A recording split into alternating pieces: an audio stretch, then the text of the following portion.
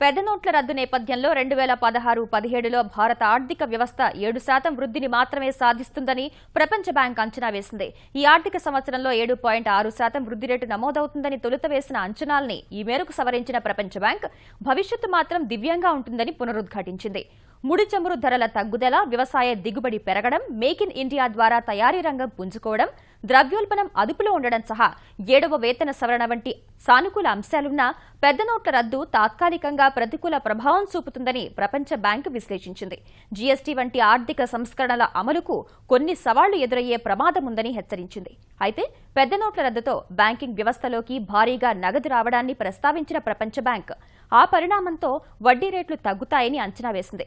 క్రమంగా ఆర్థిక వ్యవస్థ పుంజుకుని 2018-19లో 7.6%, 2019-20లో 7.8% మేర వృద్ధి చెందుతుందని లెక్కగట్టింది. కేంద్ర గణాంక శాఖ ఇటీవల వృద్ధి రేటు అంచనాల్ని 7.6 నుంచి 7.1%కి తగ్గించగా ప్రపంచ బ్యాంకు సైతం అదే తరహా అంచనాలు వెలువరించింది.